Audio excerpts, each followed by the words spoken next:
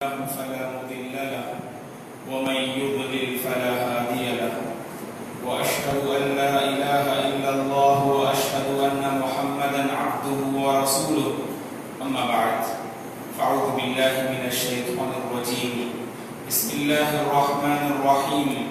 يا أيها الذين آمنوا اتقوا الله حق تقاته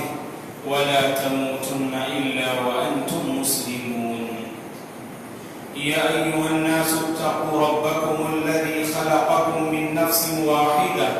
وخلق منها زوجها وبث منهما رجالا كثيرا ونساء واتقوا الله الذي تساءلون به والأرحام إن الله كان عليكم رقيبا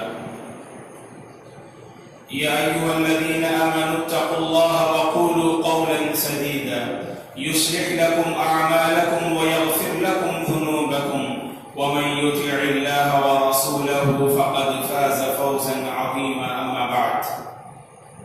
فإن خير الحديث كتاب الله وخير الهدي هدي محمد صلى الله عليه وسلم وشر الأمور محدثاتها وكل محدثة بدعة وكل بدعة ضلالة وكل ضلالة في النار أما بعد فأعوذ بالله من الشيطان الرجيم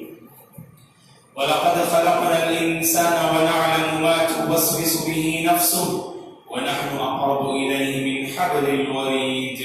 إذ يتلقى المتلقيان عن اليمين وعن الشمال قعيد ما يلفظ من قول إلا لديه رقيب عتيد وجاءت سكرة الموت بالحق ذلك ما كنت منه تحيد ونفخ في الصور ذلك يوم الوعيد وجاءت كل نفس معها سائق وشهيد لقد كنت في غفلة من هذا فكشفنا عنك غطاءك فبصرك اليوم حديد وقال قرينه هذا ما لدي عتيد ألقيا في جهنم كل كفار عنيد مناع للخير معتد مريب الذي جعل مع الله إلها آخر فألقياه في العذاب الشديد قال قرينه ربنا ما أطغيته ولكن كان في ضلال بعيد قال لا تختصموا لدي وقد قدمت إليكم بالوعيد ما يبدل القول لدي وما أنا بظلام للعبيد عن ابن عمر رضي الله عنهما قال غدونا مع رسول الله صلى الله عليه وسلم من منى إلى عرفات فمنا الملبي ومنا المكبر رواه مسلم تمام تعریفیں بزرگی اور بڑائی اس اللہ وحدہ لا شریک کے لیے ہے جس نے اس ساری کائنات کو پیدا کیا درود اور سلام ہو اللہ کے پیارے حبیب صلی اللہ علیہ وسلم پر جنہوں نے اس دین کو بڑی ہی محنت اور مشقت کے ساتھ پہنچایا درود اور سلام ہو رحمت للعالمین صلی اللہ علیہ وسلم کے اصحاب رضوان اللہ علیہ مجمعین پر تابعین اور تبع تابعین پر تمام مومن مرد اور عورتوں پر اللہ کی رحمت اور اس کی سلامتی ہو آمین محترم بزرگوں اسلامی بھائیوں عزیز بچوں اور قابل احترام میری ماں اور بہنوں جن دنوں سے ہم گزر رہے ہیں یقیناً یہ مبارک ایام ہیں یہ مبارک دن ہیں جن کے متعلق اللہ نے قرآن مجید میں کہا منہا اربعۃ حرم اللہ کے پاس مہینوں کی گنتی سال کی گنتی جن میں 12 مہینے ہوا کرتے ہیں اور ان 12 مہینوں میں 4 مہینے اللہ کے پاس حرمت والے ہیں ان میں سے پہلا مہینہ یہ ذو القعدہ پھر ذو الحجہ محرم 3 متوالیات اللہ کے رسول صلی اللہ علیہ وسلم نے فرمایا حرمت والے مہینے پے در پہ 3 ہوتے ہیں اور اس کے بعد آپ نے فرمایا کہ رجب جو کہ حرمت والا ایک مہینہ ہے حرمت والے مہینے کی تعظیم کرنی چاہیے حرمت والے مہینے کا احترام کرنا چاہیے اور عام دنوں کے مقابلے میں عام مہینوں کے مقابلے میں اس مہینے میں اور ان دنوں میں ہر مسلمان کو چاہیے کہ طاعت کے ہر کام میں بڑھ چڑھ کر حصہ لینے کی کوشش کرے. اور یہ موسم الخیرات ہے، یہ بھلائیوں کا موسم ہے جن میں مسلمان خیرات کے کاموں میں ہاتھ بڑھاتا ہے، آگے بڑھتا ہے اور بڑھ چڑھ کر حصہ لینے کی کوشش کرتا ہے. اور جیسے ہی ذی القعدہ کے مہینے میں ہم داخل ہوتے ہیں تو دنیا بھر کے مسلمانوں کی ایک بہت بڑی تعداد کعبۃ اللہ کی طرف رواں دواں ہوتی ہے. اور حج جیسا ایک عظیم فریضہ، حج جیسی ایک عظیم عبادت کو بجا لانے کی خاطر مسلمانوں کی ایک بہت بڑی تعداد مکہ مکرمہ اور کعبۃ اللہ کی طرف رواں دواں ہوتی ہے. حج ایک عظیم عبادت ہے جس کی مشروعیت کی ابتدا نبی ابراہیم علیہ السلام سے ہوتی ہے. قرآن مجید میں اللہ نے 17ویں پارے کے سورہ حج میں کہا وَأَذِّن فِي النَّاسِ بِالْحَجِّ يَأْتُوكَ رِجَالًا، اے ابراہیم آپ لوگوں میں حج کا اعلان کیجئے. آپ حج کا اعلان کرنے کے بعد لوگ آپ کے پاس کعبۃ اللہ کے پاس کوئی چل کر اور کوئی سواری میں سوار ہو کر کعبۃ اللہ کا رخ کرتے ہوئے آئیں گے. نبی ابراہیم اور اسماعیل علیہ السلام نے جب کعبۃ اللہ کی تعمیر کو مکمل کیا، جب کعبۃ اللہ کی تعمیر سے فارغ ہوئے تو اللہ کی طرف سے یہ حکم ہوا کہ آپ لوگوں میں حج کا اعلان کیجئے. تو چنانچہ ابراہیم علیہ السلام مکہ مکرمہ میں ابو قبیس نامی پہاڑی پر کھڑے ہوتے ہیں اور حج کا اعلان کرتے ہیں اللہ تبارک و تعالیٰ کی اجازت اور حکم سے. تو وہیں سے حج کی ابتدا اور مشاعر حج کا آغاز ہوتا ہے. اور اس کے بعد رفتہ رفتہ حج کے مشاعر اور حج کے مناسک اور حج کے ارکان کی ادائیگی میں بگاڑ پیدا ہوتا ہے. اور دوبارہ اللہ تعالیٰ اس امت محمدیہ پر حج کو لازم قرار دیتے ہیں جب رسول اللہ صلی اللہ علیہ وسلم مدینہ منورہ میں ہوتے ہیں. تو 90 سال اللہ کی طرف سے حکم ہوتا ہے کہ اے نبی آپ پر اور آپ میں سے وہ مسلمان جو حج کی طاقت رکھتے ہیں ان سارے مسلمان مرد عورت عقل مند بالغ اور جو حج کرنے کی اور حج کی مناسک کو ادا کرنے کی طاقت اور استطاعت رکھتے ہیں ان سارے مسلمانوں پر رب العالمین نے حج کو لازم قرار دیا. تو سب سے پہلے رسول اللہ صلی اللہ علیہ وسلم ابو بکر رضی اللہ عنہ کی عمارت میں ابو بکر رضی اللہ عنہ کی عمارت میں آپ کو امیر بنا کر آپ کو امام بنا کر رسول اللہ صلی اللہ علیہ وسلم صحابہ اکرام رضوان اللہ علیہم اجمعین کی ایک تعداد کو مدینہ منورہ سے روانہ کرتے ہیں مکہ مکرمہ کی طرف تاکہ حج کا فریضہ انجام دیں. اور رسول اللہ صلی اللہ علیہ وسلم 10ویں ہجری یعنی مدینہ پہنچنے کے بعد 10ویں سال آپ صلی اللہ علیہ وسلم صحابہ اکرام کے جمع غفیر کو لے کر صحابہ اکرام کی ایک بہت بڑی تعداد کو لے کر مکہ مکرمہ کی طرف رخ کرتے ہیں. وہی آپ صلی اللہ علیہ وسلم کا پہلا حج بھی ہوتا ہے اور وہی آپ کا آخری حج بھی ہوتا ہے جسے اہل علم نے کہا حجۃ الوداع، یعنی ایسا حج ہے جس پر آپ صلی اللہ علیہ وسلم کی اس دنیا سے رخصتی ہو جاتی ہے. پھر آپ صلی اللہ علیہ وسلم نے حج کے مناسک کو ادا نہ کیا. تو اس سے ہمیں پتا چلا رسول اللہ صلی اللہ علیہ وسلم نے زندگی میں ایک مرتبہ حج کیا، وہی آپ کا اول بھی تھا وہی آپ کا آخر بھی تھا، اسی لیے اس حج کو حجۃ الوداع کہتے ہیں. لیکن رسول اللہ صلی اللہ علیہ وسلم اپنی زندگی میں 4 عمرے کرتے ہیں. عمرے کے حوالے سے اگر ہم بات کریں تو رسول اللہ صلی اللہ علیہ وسلم اپنی زندگی میں 4 عمرے کرتے ہیں اور ایک حج آپ صلی اللہ علیہ وسلم ادا کرتے ہیں. اور دوستو جب ہم حج اس کی مشروعیت، اس کے مناسک، اس کے ارکان، اس کی ادائیگی پر اگر ہم غور کریں تو ہمیں پتا چلے گا کہ حج کے مناسک میں ہر ایک منسک پر اور حج کے مشاعر میں ہر ایک مشعر پر اور حج میں جتنی عبادتیں انجام دی جاتی ہیں اور ہر ایک عبادت میں توحید کی کی جھلکیاں ہمیں نظر آتی ہیں، اللہ تعالیٰ کی وحدانیت کی جھلکیاں ہمیں قدم قدم پر ہمیں نظر آتی ہیں۔ اسی لیے قرآن مجید میں اللہ تعالیٰ نے حج کے حوالے سے کہا ذَلِكَ وَمَن يُعَظِّمْ شَعَائِرَ اللَّهِ فَإِنَّهَا مِن تَقْوَى الْقُلُوبِ۔ حج اور حج میں جو عبادتیں انجام دی جاتی ہیں اور جن جن مقامات کی زیارت ہوتی ہے، مینا سے عرفہ، عرفہ سے مزدلفہ، مزدلفہ سے پھر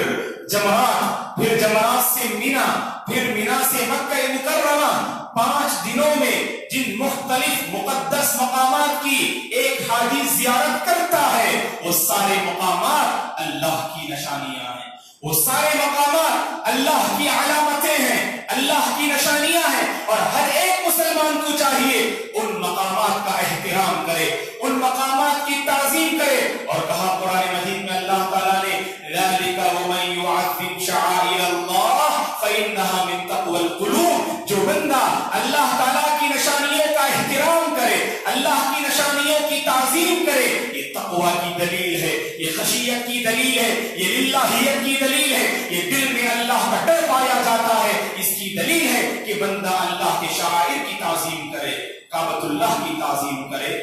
اور حرم مکی کی تعظیم کرے، اذان کی تعظیم کرے، رمضان کی تعظیم کرے، قرآن مجید کی تعظیم کرے، مسجدوں کی تعظیم کرے، کیونکہ یہ ساری چیزیں مشاعر میں داخل ہیں اور شعائر میں داخل ہیں، اور اللہ کی علامتوں اور نشانیوں میں اہل علم نے ان ساری چیزوں کو شمار کیا ہے۔ تو گویا کہ دوستو، حاجی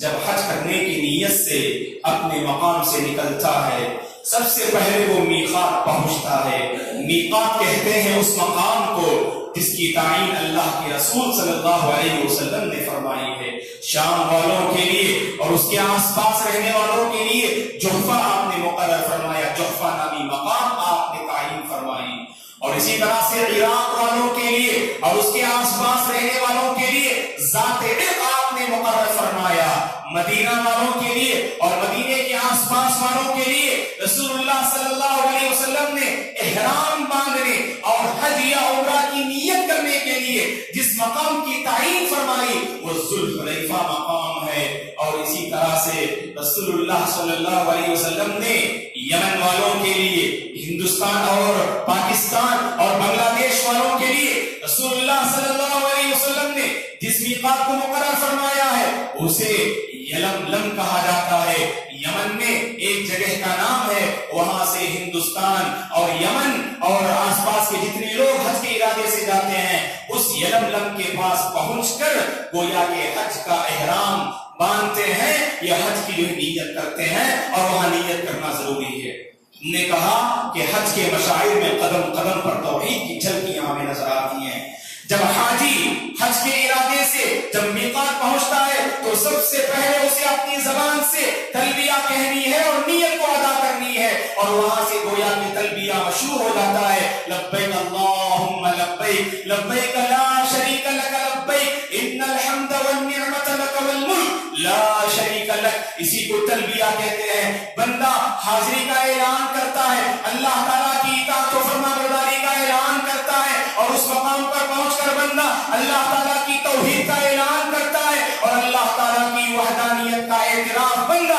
اس تلبیہ کے ذریعے سے کرتا ہے۔ آپ کو یہ بات معلوم ہونی چاہیے کہ تلبیہ کا اہتمام صرف مسلمان نہیں بلکہ مشرکین بھی کیا کرتے تھے، کفار بھی کیا کرتے تھے۔ آپ اگر تاریخ پڑھیں، اگر آپ اسلامک ہسٹری پڑھ کر دیکھیں تو آپ کو پتا چلے گا جیسے مسلمان کعبۃ اللہ کی تعظیم کرتے ہیں، کعبۃ اللہ کا احترام کرتے ہیں، ویسے ہی اللہ کے رسول صلی اللہ علیہ وسلم اس دنیا میں تشریف لانے سے پہلے اور آپ نبی بنائے جانے سے پہلے جتنے مکے کے کفار تھے، جتنے مکے کے مشرکین تھے، وہ سارے کے سارے کعبۃ اللہ کو عظمت کی نگاہ سے دیکھا کرتے تھے، کعبۃ اللہ کا احترام کیا کرتے تھے، کعبۃ اللہ کی تعظیم کیا کرتے تھے، لیکن ان کی زندگی میں ہمیں شرک نظر آتا ہے، شرک کی گندگی ہمیں ان کی زندگی میں ہمیں نظر آتی ہے۔ اسی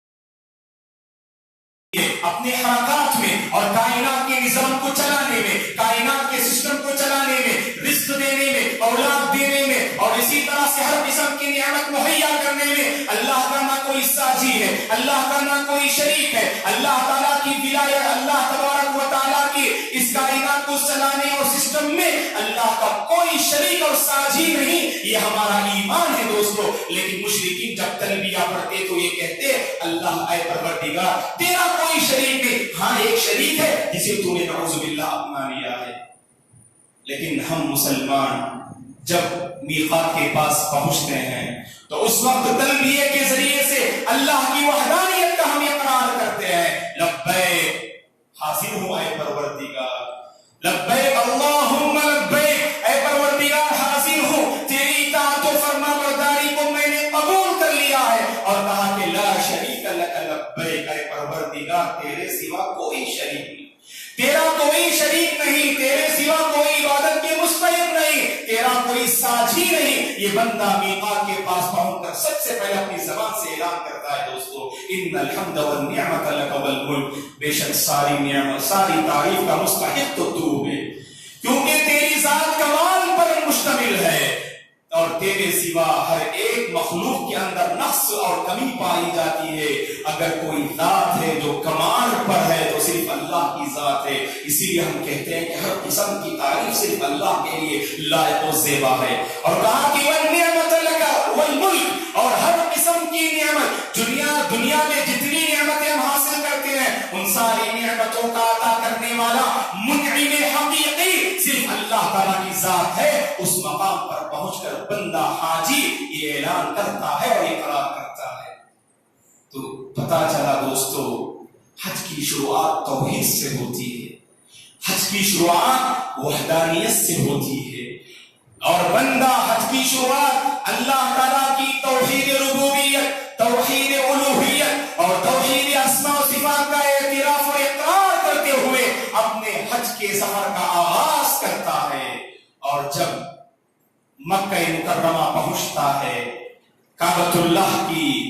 زیارت اور کعبۃ اللہ کا طواف کرنا اگر چاہتا ہے تو اس کی شروعات بھی اللہ تعالیٰ کی کبریائی اور اللہ کی وحدانیت سے ہوتی ہے۔ دوستو ہم جانتے ہیں جب بندہ طواف کرنا چاہے،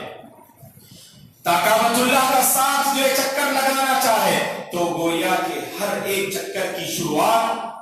حجر اسود سے ہونی چاہیے۔ حجر اسود سے بندہ اپنے طواف کی شروعات کرتا ہے، اور حجر اسود کے پاس پہنچ کر بندہ اپنی زبان سے کہتا ہے اللہ اکبر، یہ کہہ کر گویا کہ اپنے طواف کی وہ شروعات کرتا ہے۔ تو پتہ چلا طواف میں بھی ہمیں اللہ کی وحدانیت ہمیں نظر آتی ہے۔ بندہ اس مقام پر پہنچ کر بھی کہتا ہے اے پروردگار، اس روئے زمین میں ہمیں جتنی نعمتیں ہمیں ملی میسر ہوئی ہیں اور جتنی بڑی بڑی ہستیوں سے ہماری ملاقات ہے، اگر کوئی ذات ہے جو سب سے کامل اور برتر ذات ہے تو صرف اللہ تعالیٰ کی ذات ہے۔ اللہ اکبر، اے پر اللہ تعالیٰ کی ذات سب سے بڑی ہے اور اللہ تعالیٰ سب سے بڑا ہے۔ تو بندہ گویا کہ اس ذکر اور اس کلمے کے ذریعے سے اللہ تعالیٰ کی برتری کو تسلیم کرتا ہے۔ اور طواف میں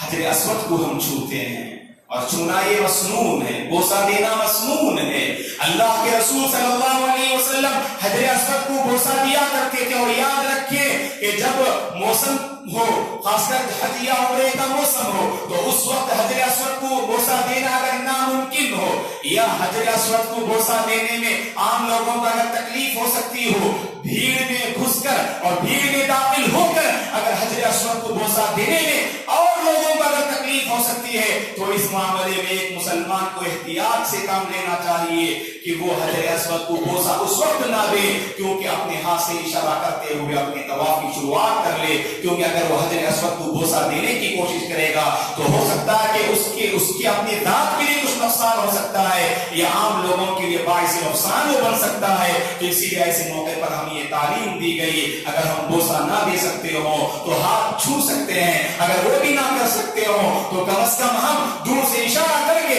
اپنے طواف کی ہم شروعات کر سکتے ہیں. اور حجر اسود کو ہم اس لیے بوسہ دیتے ہیں دوستو، اللہ کے حبیب صلی اللہ علیہ وسلم نے اس حجر اسود کا بوسہ لیا اور آپ نے بوسہ لیا، اسی لیے ہم اس حجر اسود کو بوسہ دیتے ہیں. صحیح بخاری کی روایت ہے، عمر بن خطاب رضی اللہ عنہ کا مشہور قول ہے، آپ نے ایک مرتبہ، عمر رضی اللہ عنہ نے ایک مرتبہ حجر اسود کو دیکھ کر کہا کہ انی لعلم انک حجر. آپ نے اس پتھر کو دیکھ کر کہا، اے پتھر میں جانتا ہوں کہ تو ایک پتھر ہے، لا تضر ولا تنفع، نہ تو کسی کو نقصان پہنچا سکتا ہے نہ تو کسی کو فائدہ پہنچا سکتا ہے. ولولا انی رأیت رسول اللہ صلی اللہ علیہ وسلم یقبلک ما قبلتک، اگر میں نے اللہ کے رسول صلی اللہ علیہ وسلم کو تجھے بوسہ دیتے ہوئے نہ دیکھتا تو میں کبھی تجھے بوسہ نہ دیتا. میں نے اپنے حبیب کو تجھے بوسہ دیتے ہوئے دیکھا، اس لیے میں تجھے بوسہ دے رہا ہوں، لیکن تیری حیثیت صرف ایک پتھر کی حیثیت ہے. ہم حجر اسود کو اس لیے بوسہ دیتے ہیں کیونکہ ہمارے نبی کی سنت ہے. ہم کعبۃ اللہ کا طواف اس لیے کرتے ہیں کیونکہ اللہ تعالیٰ کا حکم ہے. دوستو یاد رکھیں کہ ہم اس پتھر کا ہم جو چکر لگاتے ہیں، طواف کرتے ہیں، کہیں یہ نہ سمجھ لینا ہم اس پتھر کی پوجا کرتے ہیں، اس پتھر کی عبادت کرتے ہیں، بلکہ کعبۃ اللہ کی عظمت ہر ایک مسلمان کے دل میں ہونی چاہیے. یہ ایمان کا تقاضا ہے، یہ تقوی کا تقاضا ہے. لیکن یاد رکھیں اس موقع پر بھی بندہ توحید کے سبق کو نہ بھولے. کعبۃ اللہ کا طواف کرتے ہوئے بندے کے دل میں احساس ہونا چاہیے ہم اس لیے اس کعبے کا طواف کرتے ہیں کیونکہ اللہ نے ہمیں طواف کرنے کا حکم دیا ہے، ہمارے نبی نے ہمیں طواف کرنے کا حکم دیا ہے. اگر اللہ حکم نہ دیتے، ہمارے نبی اگر حکم نہ دیتے، ہم اس کعبے کا کبھی طواف نہ کرتے. یہ ایمان اور یہ عقیدہ اور یہ توحید ہر مسلمان کے دل میں ہونا چاہیے. اور اللہ تعالیٰ عمرے کے ذریعے، حج کے ذریعے سے ہماری زندگی میں حقیقی توحید لے آنا چاہتے ہیں. دوستو طواف سے فارغ ہو کر جب بندہ صفا اور مروہ کے درمیان سعی کرنا چاہے، دوڑ لگانا چاہے، 60 چکر اگر لگانا چاہے، تو اس موقع پر بھی ہم دیکھتے ہیں توحید کی جھلکیاں ہمیں نظر آتی ہیں. جب بندہ صفا کی پہاڑی کے پاس کھڑا ہوتا ہے، کعبۃ اللہ کے پاس اپنے آپ کو متوجہ کرتا ہے، کعبۃ اللہ کے پاس اپنے چہرے کو کرنے کے بعد ان الصفا والمروہ من شعائر اللہ، اس آیت کی وہ گویا کہ تلاوت کرتا ہے. اور تلاوت کرنا مسنون ہے کہ بے شک یہ صفا اور مروہ اللہ کی نشانیوں میں سے 2 اہم نشانیاں ہیں. اس آیت کو پڑھنے کے بعد بندہ جانتے ہیں دوستو کیا کہنا چاہیے؟ اس صفا کے پہاڑی کے پاس کھڑے ہو کر لا الہ الا اللہ وحدہ لا شریک لہ لہ الملک ولہ الحمد وہو علی کل شیء قدیر، لا الہ الا اللہ وحدہ انجز وعدہ ونصر عبدہ وہزم الاحزاب وحدہ. یہ چھوٹی سی دعا ہے لیکن ہر حج کرنے والا اور عمرہ کرنے والا صفا کی پہاڑی کے پاس پہنچ کر اسے چاہیے کہ اس دعا کا اہتمام کرے. اور اس دعا میں بھی ہمیں توحید کے مظاہر ہمیں نظر آتے ہیں. سب سے پہلے زبان سے بندہ اللہ تعالیٰ کی توحید کا اقرار کرتا ہے، لا الہ الا اللہ وحدہ، اللہ کے سوا کوئی حقیقی معبود نہیں، اللہ کی ذات ہی تنہا معبود ہے، وہی عبادت کا مستحق ہے، اس کا کوئی شریک نہیں، اسی کے لیے تعریف ہے، اسی کے لیے بادشاہت ہے اور اسی کے لیے سب کچھ ہے. اور کہا کہ اللہ تعالیٰ ہر چیز پر قادر ہے. تو گویا کہ اس ذکر میں بھی بندہ اللہ تعالیٰ کی توحید اور اللہ تعالیٰ کی وحدانیت کا اقرار کرتا ہے دوستو. اور اس کے بعد دعا کرتا ہے، پھر ذکر کا اہتمام کرتا ہے. پھر بندے کو دعا کرنا چاہیے صفا کے پاس کھڑے ہو کر. گویا کہ 3 مرتبہ اس ذکر کا اہتمام کریں. اور پہلی مرتبہ اس ذکر کو، اس کلمے کو پڑھنے کے بعد دعا کرنی چاہیے. پھر دوسری مرتبہ اس کلمے کو پڑھنے کے بعد دعا کرنی چاہیے. اور تیسری مرتبہ اس دعا کو پڑھنے کے بعد اپنی سعی کی شروعات ہو جاتی ہے. صفا سے مروہ کے پاس جائیں گے. مروہ گویا کہ ایک پہاڑ کا نام ہے. گویا کہ اس مقام پر پہنچ کر پھر دوبارہ بندہ گویا کہ ذکر کا اہتمام کرے، لا الہ الا اللہ وحدہ لا شریک لہ لہ الملک ولہ الحمد وہو علی کل شیء قدیر. تو اس سے ہمیں پتہ چلا دوستو کہ حاجی کی شروعات جو حج کی ہوتی ہے میقات کے پاس پہنچ کر جس مقام سے اسے حج یا عمرے کی نیت اسے کرنی چاہیے وہاں تلبیہ سے وہ اپنے حج کی شروعات کرتا ہے. اس میں بھی ہمیں توحید کے مظاہر نظر آتے ہیں. طواف کرتے ہوئے بھی توحید کے مظاہر نظر آتے ہیں اور صفا اور مروہ کے درمیان سعی کرتے ہوئے بھی ہمیں توحید کے مظاہر ہمیں نظر آتے ہیں. اور اس کے بعد بندہ 8 تاریخ کو مینا میں قیام کرے گا, مینا میں ٹہرے گا. ہم جانتے ہیں ذی الحجہ کی 8ویں تاریخ سے گویا کہ حج کا آغاز ہوتا ہے. مکے کے بغل میں جو مینا ایک علاقے کا نام ہے اس مینا کے پاس ایک حاجی گویا کہ 8ویں تاریخ کو پہنچے گا اور وہاں پر وہ قیام کرے گا اور 9ویں تاریخ کو فجر پڑھنے کے بعد گویا کہ مینا سے عرفے کی طرف وہ نکل جائے گا. مینا سے عرفے کے پاس وہ نکل جائے گا اور زوال آفتاب سے پہلے پہنچنا یعنی سورج جب زوال پر آئے تو اس سے پہلے گویا کہ اسے کہاں پہنچ جانا چاہیے, عرفے کے پاس پہنچ جانا چاہیے جو کہ حج کے لیے نہایت ہی اہم دن ہوا کرتا ہے. اللہ کے رسول صلی اللہ علیہ وسلم نے فرمایا الحج عرفہ کہ گویا کہ حج کا نام ہے عرفے کا. گویا کہ حاجی جو 5 دن مکے مینا اور عرفہ مزدلفہ میں گزارتے ہیں ان میں سب سے اہم دن حاجی کے لیے گویا کہ 9واں دن ہوا کرتا ہے جسے ہم عرفے کا دن کہتے ہیں. تو گویا کہ آپ صلی اللہ علیہ وسلم نے فرمایا حج نام ہے عرفے کا. اگر ہم عرفے کے اس دن پر غور کرتے ہیں دوستو تو ہمیں پتا چلتا ہے کہ اس دن بھی ہمیں توحید کے مظاہر نظر آتے ہیں. خطبہ مسنونہ کے بعد آپ کے سامنے صحیح مسلم کی روایت پہ میں نے آپ کے سامنے پیش کی. اس روایت میں ابن عمر رضی اللہ عنہما فرماتے ہیں غدونا مع رسول اللہ صلی اللہ علیہ وسلم من منى الى عرفات فمنا الملبي ومنا المكبر. صحیح مسلم کی روایت ہے. ابن عمر رضی اللہ عنہما فرماتے ہیں ہم رسول اللہ صلی اللہ علیہ وسلم کے ساتھ 9ویں تاریخ کو مینا سے عرفہ گئے. مینا سے ہم عرفہ جا رہے تھے اور راستے میں ہم میں سے بعض صحابہ تھے جو اپنی زبان سے تلبیہ کا اہتمام کر رہے تھے. لبیک اللہم لبیک لبیک لا شریک لک لبیک. اس تلبیہ کا اہتمام کر رہے تھے اور بعض صحابہ اللہ کی تکبیر بیان کر رہے تھے. اللہ اکبر لا الہ الا اللہ الحمدللہ. اللہ کی کبریائی, اللہ کی تعریف اور اللہ کی بڑائی بعض صحابہ بیان کر رہے تھے. یہ ابن عمر رضی اللہ عنہما فرماتے ہیں. تو اس سے ہمیں پتا چلا دوستو بندہ اگر مینا سے عرفہ بھی جاتا ہے وہاں اللہ تعالیٰ کی وحدانیت کا اقرار کرتے ہوئے جاتا ہے. اور جب بندہ عرفے کے مقام کو پہنچ جاتا ہے, عرفہ ایک میدان کا نام ہے, عرفہ ایک بہت بڑے میدان کا نام ہے جس میدان میں پہنچ کر اللہ کے رسول صلی اللہ علیہ وسلم نے ایک زبردست آپ نے خطبہ دیا جسے ہم خطبہ حجۃ الوداع کہتے ہیں. حجۃ الوداع کے موقع پر عرفہ کے میدان میں صحابہ اکرام کی ایک بہت بڑی تعداد کے سامنے آپ نے ظہر اور عصر کی نماز ایک ساتھ پڑھا کر آپ نے گویا کے صحابہ کے سامنے خطبہ دیا. اس خطبے کا نام خطبہ حجۃ الوداع ہے جو بڑا تاریخی خطبہ تھا جس میں آپ صلی اللہ علیہ وسلم نے اپنے صحابہ کو بہت ساری تعلیمات دی اور اسلام کے بہت سارے احکام آپ نے اپنے صحابہ کو آپ نے بتایا. اور عرفے کا دن ایسا ہے دوستو کہ زوال کے بعد سے 12 ساڑھے 12 کے بعد سے گویا کہ سورج غروب ہونے تک ہر ایک حاجی کو عرفہ کے میدان میں رہنا ضروری ہے. اگر کوئی حاجی عرفہ پہنچ نہ پائے کسی وجہ سے, اگر کوئی حاجی عرفے کے میدان کو اگر تھوڑی دیر کے لیے صحیح اگر پہنچ نہ پایا تو سمجھ لیجئے گویا کہ اس حاجی کا حج اللہ کے دربار میں قبول نہیں ہوگا. پھر آئندہ سال اسے دوبارہ حج کرنا چاہیے. اس لیے کہ اگر کوئی عرفہ کو اگر نہ پائے, عرفہ کے وقت کو اگر کوئی بندہ اگر جو کھو دے تو سمجھ لیجئے دوبارہ اسے حج کرنا چاہیے. اس لیے کہ حج نام ہے عرفے کا, حج نام ہے عرفہ کے میدان پہ ٹہرنے کا زوال کے بعد سے لے کر سورج غروب ہونے تک. اب اگر ہم غور کریں کہ اتنا عظیم وقت ہے, اتنا عظیم دن ہے, اتنی عظیم عبادت ہے وہ, اور جانتے ہیں آپ کہ اللہ کے رسول صلی اللہ علیہ وسلم نے اس عظیم دن میں کس ذکر کا اہتمام کرنے کی اللہ کے رسول نے ہمیں تعلیم دی, خاص کر حج کرنے والوں کو. آپ صلی اللہ علیہ وسلم نے فرمایا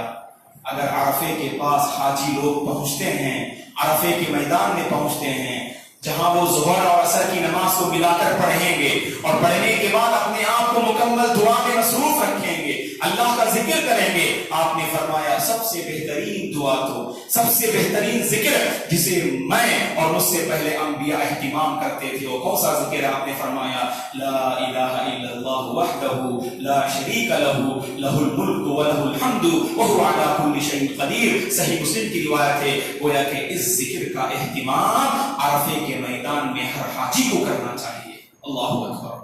اور لا الہ الا اللہ وحدہ لا شریک لہ، اس کلمے پر آپ غور کیجئے، اللہ تعالیٰ اس کلمے کے ذریعے سے بھی حاجی کے دل میں یہ بات ڈالنا چاہتے ہیں کہ زندگی میں ہمیشہ توحید پر قائم رہنا چاہیے۔ دوستو، حج ہمیں کیا پیغام دیتا ہے؟ حج سے ایک طرف حاجی بہت سارے پیغام کو لے کر حج سے واپس ہوں گے، تو ہم بندوں کو، حاجی حضرات جو حج کے لیے جاتے ہیں، یا آپ میں سے جو انشاءاللہ اس سال یا آنے والے سال میں جو جانا چاہیں گے، یا اللہ تعالیٰ نے جن کے مقدر میں حج کی عبادت کو رکھا ہے، اللہ تعالیٰ سے دعا ہے کہ رب العالمین ہم میں سے ہر ایک کو حرمین شریفین کی زیارت اللہ میں نصیب فرمائے، عمرہ کی سعادت سے اللہ میں مالا مال فرمائے، اور حج جیسی عظیم عبادت کو للہیت اور اللہ کی رضا حاصل کرنے کے لیے اللہ تعالیٰ ہم میں سے ہر ایک کو توفیق عطا فرمائے، آمین۔ تو گویا کہ جو حج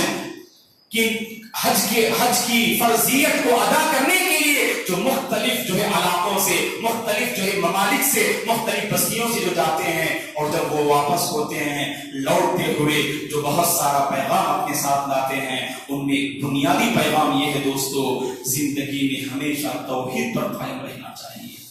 حج ہمیں یہی پیغام دیتا ہے کہ زندگی میں کبھی کتنی آفت کیوں نہ آئے، کتنی مصیبتیں کیوں نہ آئے، کتنی آزمائشیں کیوں نہ آئے، ہم کبھی شرک کے قریب نہیں جائیں گے، بدعت و خرافات کے قریب نہ جائیں گے۔ اللہ تعالیٰ آزمانے کے لیے بندوں کو مصیبتوں سے دوچار کرتے ہیں، اور کتنے اللہ کے ایسے بندے ہیں جب آفت آتی ہے، مصیبت آتی ہے تو شرک کا دروازہ کھٹکھٹاتے ہیں اور بدعت و خرافات میں اپنے آپ کو مبتلا کر لیتے ہیں۔ کامیاب بندہ وہ ہے، کامیاب مسلمان وہ ہے جو زندگی کی آخری سانس تک اپنے آپ کو توحید کے راستے پر باقی رکھے، تو یہی بندہ کامیاب ہے دوستو۔ اور اللہ تعالیٰ حج کے ذریعے سے ہمیں یہی پیغام دینا چاہتے ہیں، اور اللہ تعالیٰ سے اس کی توفیق بھی مانگنی چاہیے۔ اے پروردگار، مجھے توحید پر باقی رکھ، تیری وحدانیت پر باقی رکھ، اور زندگی کے ہر معاملے میں توحید کے راستے پر اپنے آپ کو آمادہ اور باقی رکھنے کی اے پروردگار تو مجھے توفیق دے۔ یہ ہمیں اللہ تعالیٰ سے مانگنی چاہیے دوستو، اس لیے کہ ہم دیکھتے ہیں معاشرے کے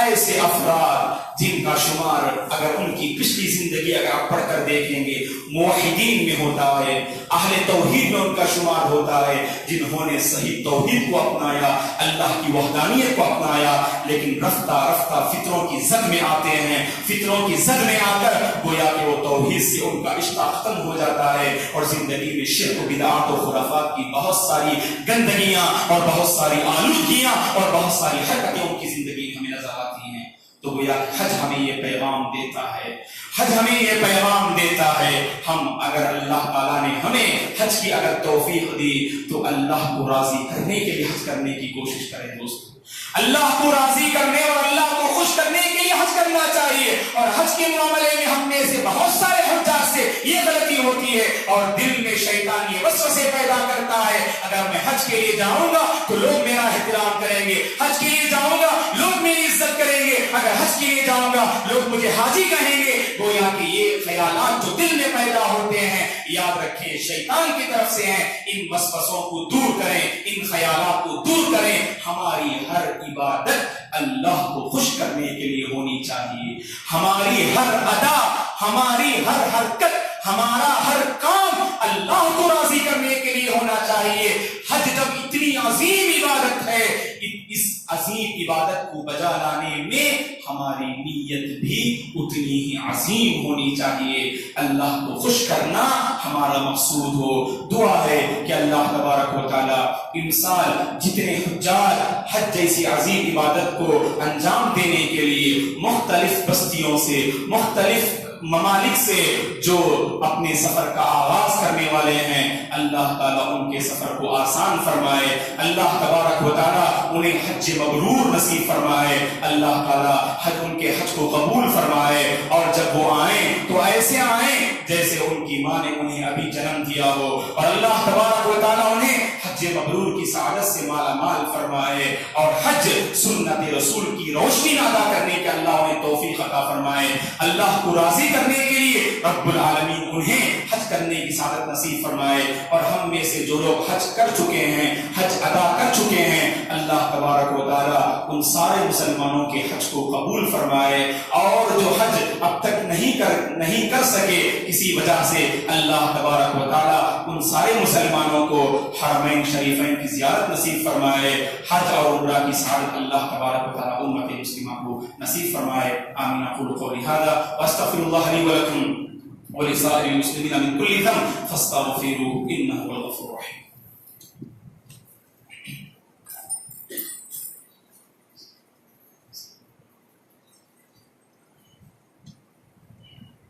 إن الحمد لله نحمده ونستعينه ونستغفره ونعوذ بالله من شرور أنفسنا ومن سيئات أعمالنا، من يهده الله فلا مضل له ومن يضلل فلا هادي له، وأشهد أن لا إله إلا الله وأشهد أن محمدا عبده ورسوله. أما بعد، أعوذ بالله من الشيطان الرجيم. بسم الله الرحمن الرحيم. إن الله وملائكته يصلون على النبي يا أيها الذين آمنوا صلوا عليه وسلموا تسليما. اللهم صل على محمد وعلى آل محمد كما صليت على إبراهيم وعلى آل إبراهيم إنك حميد مجيد. اللهم بارك على محمد وعلى آل محمد كما باركت على إبراهيم وعلى آل إبراهيم إنك حميد مجيد. اللهم أعز الإسلام والمسلمين وأذل الشرك والمشركين. ربنا لا تزغ قلوبنا بعد إذ هديتنا وهب لنا من لدنك رحمة إنك أنت الوهاب. اللهم تقبل طاعاتنا، اللهم تقبل حجنا، اللهم تقبل صيامنا، اللهم تقبل صدقاتنا. اللهم إنا نسألك الهدى